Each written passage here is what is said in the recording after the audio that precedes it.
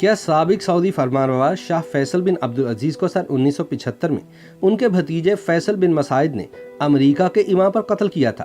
یہ الزام شاہ فیصل کے قتل کے فوراً بعد چند عرب اخبارات میں چھپا تھا اور کہا گیا تھا کہ یہ امکان ہے کہ واقعہ سن 1973 میں تیل کی پابندی کے رد عمل میں ہو، جس سے مغرب کو بڑا نقصان ہوا تھا اور سعودی تیل کی قیمتیں بہت بلند سطح پر چلی گئی تھیں۔ تاہم سرکاری طور پر آج بھی یہ نہیں بتایا گیا کہ آخر سعودی فرمانروا کو کیوں قتل کیا گیا۔ یاد رہے کہ 12 ربیع الاول کو نبی آخر الزمان حضرت محمد مصطفیٰ صلی اللہ علیہ وآلہ وسلم کی پیدائش کے بابرکت دن کے موقع پر سعودی عرب کے فرمانروا شاہ فیصل لوگوں سے مل رہے تھے۔ اسی دوران شاہ فیصل کے بھتیجے فیصل بن مسعود بھی انہیں ملنے پہنچ گئے، لیکن جیسے ہی شاہ فیصل اپنے بھتیجے کو بوسہ دینے کے لیے آگے بڑھے، اس بدبخت نے اچانک اپنے جبے سے ایک ریوالور نکالا اور شاہ فیصل کو 2 گولیاں مار دی۔ قاتل نے پہلی گولی ان کی ٹھوڑی اور دوسری کان پر ماری۔ شاہ کے ایک محافظ نے فیصل مسعود پر تلوار کا وار کیا، لیکن وہاں پر موجود ملک کے وزیر پیٹرولیم نے گارڈ سے چلا کر کہا کہ شہزادے کو قتل مت کرنا۔ فیصل بن مسعود اس دوران اطمینان سے وہاں کھڑا رہا اور پھر گارڈز نے اسے گرفتار کر لیا۔ شاہ فیصل کو اسپتال لے جایا گیا، لیکن وہ زخموں کی تاب نہ لا سکے اور راہی ملک کے عدم ہو گئے۔ شاہ فیصل بن عبدالعزیز بن عبد الرحمن السعود کے قاتل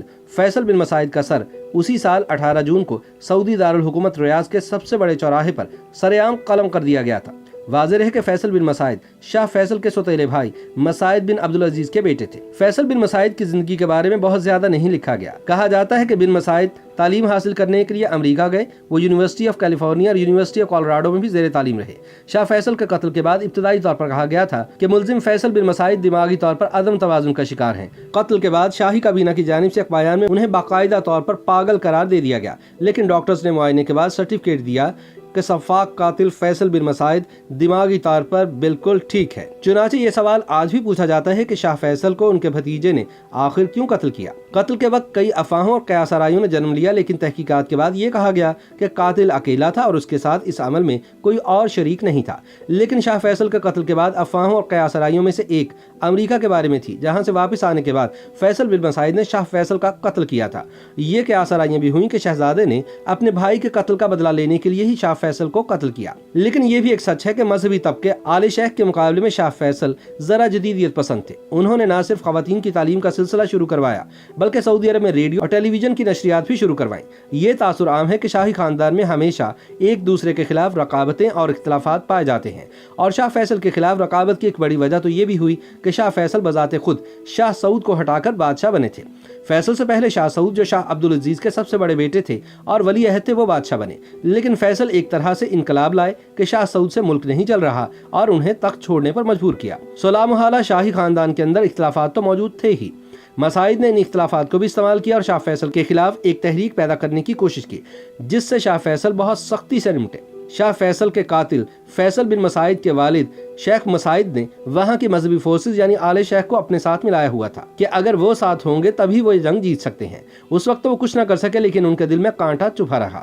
یاد رہے کہ سن 1953 میں شاہ عبدالعزیز کی وفات کے بعد ان کے بڑے بیٹے سعود کو شاہ بنایا گیا، جبکہ فیصل ولی عہد بنے۔ شاہ سعود کی گرفت امور سلطنت پر اتنی نہیں تھی جتنی کہ ان کے والد کی تھی، اور نہ ہی وہ داخلی اور خارجہ پالیسی کا کوئی قابل ذکر تجربہ رکھتے تھے۔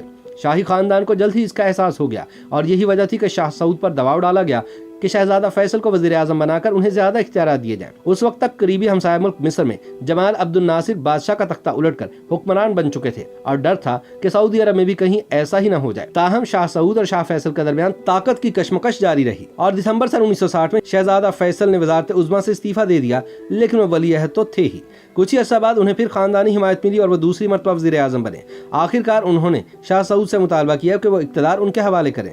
علماء نے ان کے حق میں ایک نہیں بلکہ 2 فتوے دیے کہ شاہ سعود ملک کی بھلائی کے لیے ان کے حق میں اقتدار سے علیحدہ ہو جائیں۔ شاہی خاندان نے فتوے کی حمایت کی اور 2 نومبر سن 1964 کو شاہ فیصل کو سعودی عرب کا فرمانروا بنا دیا گیا تھا۔ اقتدار سنبھالنے کے بعد شاہ فیصل نے کوشش کی کہ معاشی ترقی اور مذہبی سوچ ساتھ ساتھ چلے۔ ایک طرف وہ کوئی ایسا فیصلہ نہ کرتے جس میں مذہبی علماء کی حمایت شامل نہ ہوتی، لیکن دوسری طرف وہ ہر اس قسم کی مخالفت کو سختی سے کچل دیتے جس کے بارے میں شبہ بھی ہوتا کہ اس سے ترقی یا ان کی حکمرانی کو مسئلہ پیدا ہو سکتا ہے۔ YouTube پر گوگلی نیوز دیکھنے کے لیے youtube.com کی سرچ بار میں googly news T V type کریں۔ گوگلی نیوز کے پیج پر سرخ رنگ کے سبسکرپشن والے بٹن پر کلک کرنا نہ بھولیے۔ YouTube پیج پر اپلوڈ ہونے والی ویڈیوز سے باخبر رہنے کے لیے بیل آئیکن پر کلک کیجیے۔ آپ کو ہر نئی ویڈیو کے بارے میں نوٹیفیکیشن موصول ہو جائے گا۔